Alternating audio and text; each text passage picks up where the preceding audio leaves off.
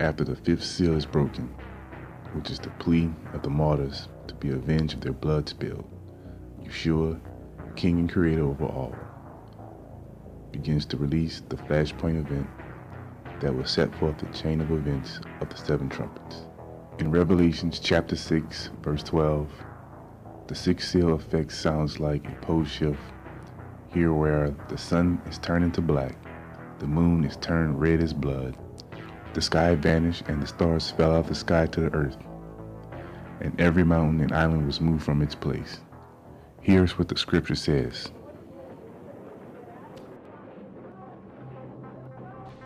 And I beheld, when he had opened the sixth seal, and lo, there was a great earthquake, and the sun became black as sackcloth of hair, and the moon became as blood, and the stars of heaven fell unto the earth, even as a fig tree casteth her untimely figs when she is shaken of a mighty wind.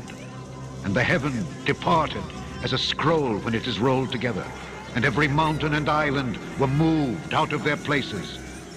And the kings of the earth, and the great men, and the rich men, and the chief captains, and the mighty men, and every bondman, and every free man, hid themselves in the dens and in the rocks of the mountains, and said to the mountains and rocks, Fall on us, and hide us from the face of him that sitteth on the throne, and from the wrath of the Lamb. For the great day of his wrath is come, and who shall be able to stand?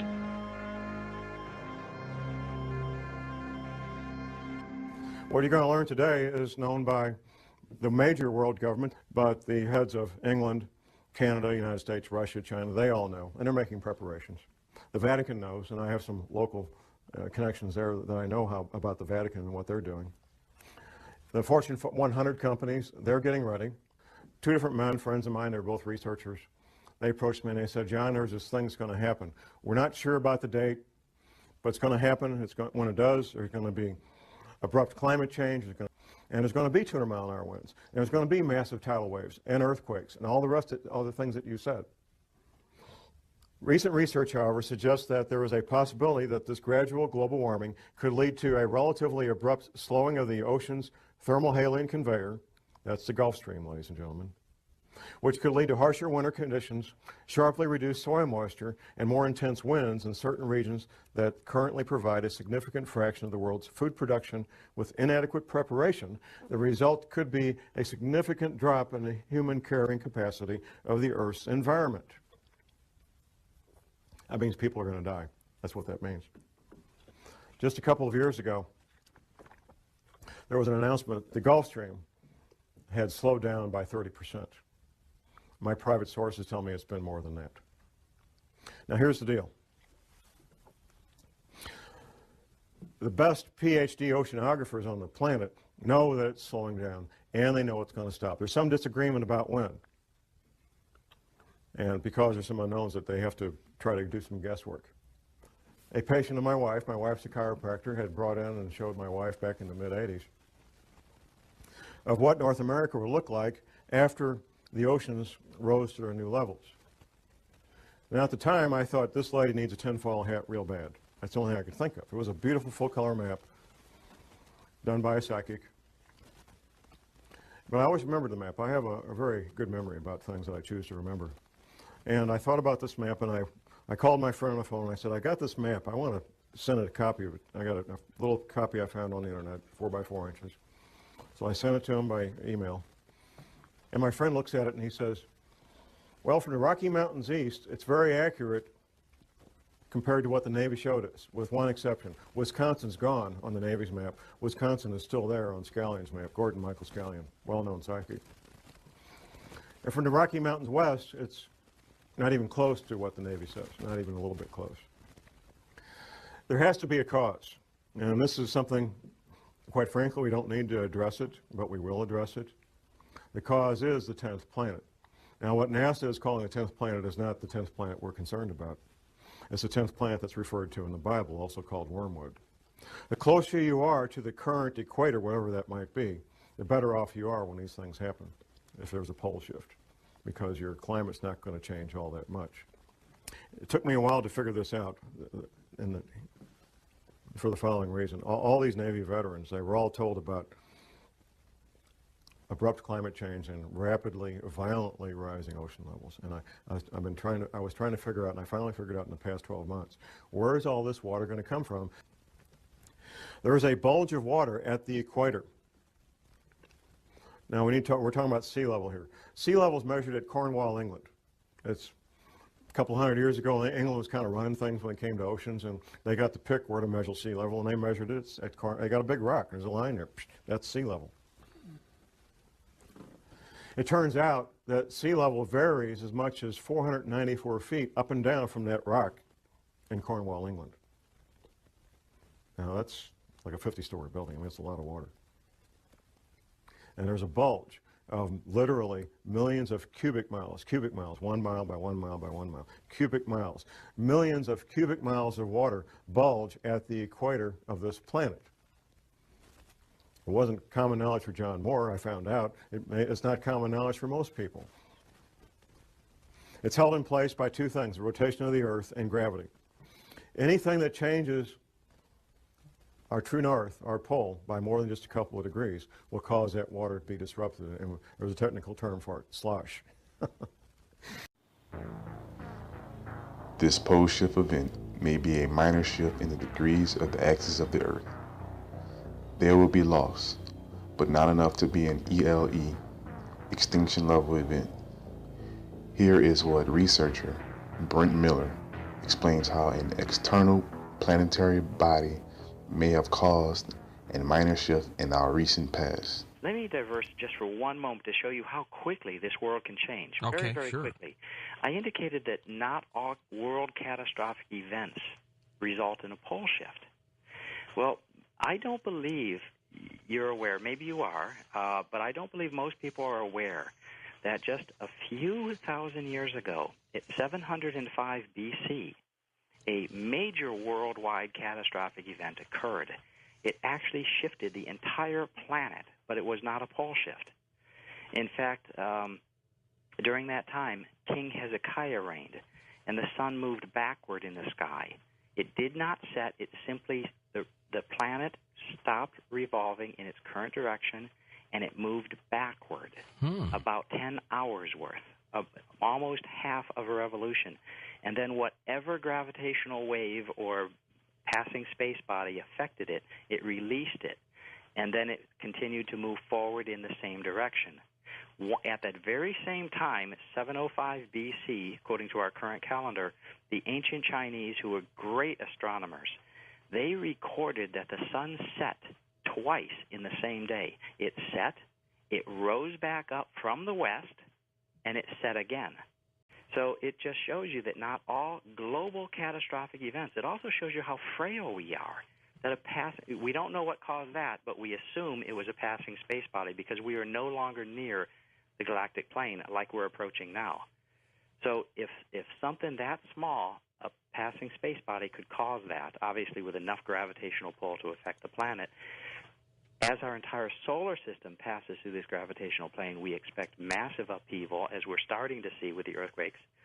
And then as we pass through it, we expect to be bombarded by series of small asteroids followed by larger asteroids as we continue to pass through it. The asteroids, of course, are the dust and the settling matter along the dark rift.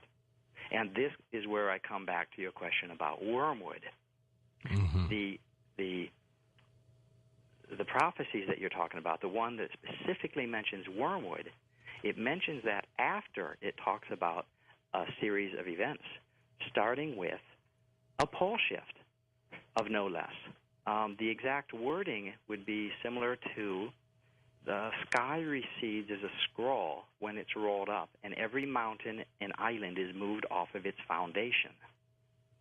Well, if you look at the planet and use terminology that you don't have scientific terminology back then, but if you use whatever terminology you have and you say that every mountain on the planet and every island on the planet is moved off of its foundation, that certainly sounds like a pole shift to me. Absolutely. What we expect in our model is exactly what the prophecies then indicate. The first trumpet.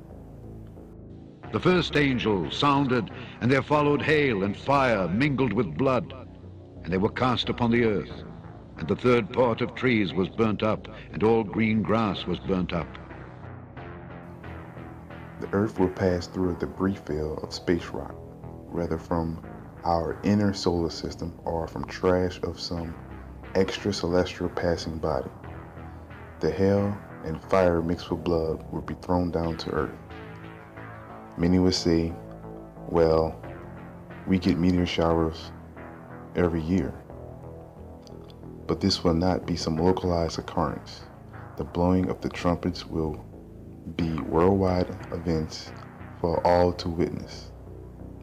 1/3 of the earth, trees, and green grass will burn up, based on the trajectory and the location of the debris field when Earth makes contact. The second trumpet. And the second angel sounded, and as it were a great mountain burning with fire was cast into the sea, and the third part of the sea became blood. And the third part of the creatures which were in the sea and had life died, and the third part of the ships were destroyed. The burning mountain hurled from space will be the first deep impact to take place and shall hit the ocean. The water turning into blood is the soot and the dead organisms in the surrounding areas being boiled alive from the scorching temperatures of the asteroid heated from entry in Earth's atmosphere. It will also create a large dead zone in the ocean where no life will exist. Much like the Gulf of Mexico, which is said to have had a similar impact event in our past.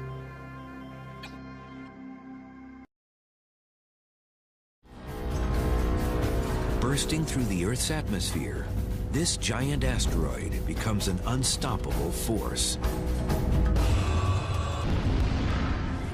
If this asteroid were as large as we might imagine, Los Angeles would end up being this humongous crater.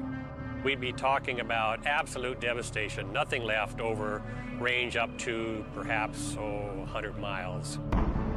As far away as San Diego, they would get massive earthquakes, they would get massive air blasts, winds that would simply flatten everything 200 miles away, would kill everything out to a range of perhaps 1,000 miles. The third trumpet. And the third angel sounded, and there fell a great star from heaven, burning as it were a lamp, and it fell upon the third part of the rivers and upon the fountains of waters. And the name of the star is called Wormwood. And the third part of the waters became wormwood, and many men died of the waters because they were made bitter. The third trumpet brings a curse upon the fountains and the rivers that will deny the inhabitants of reliable drinking water. The Bible calls wormwood a great star in the heavens. The only way for 1/3 of the fresh waters to become contaminated all over the world is if radioactive debris and dust fall from the passing space body, causing pollution and death. The fourth trumpet. And the fourth angel sounded, and the third part of the sun was smitten, and the third part of the moon, and the third part of the stars, so as the third part of them was darkened, and the day shone not for 1/3 part of it, and the night likewise. In the fourth trumpet, there will be many factors that causes the sun and moon to go dark. The last 3 trumpets are in direct cause of the third of the light to be taken away.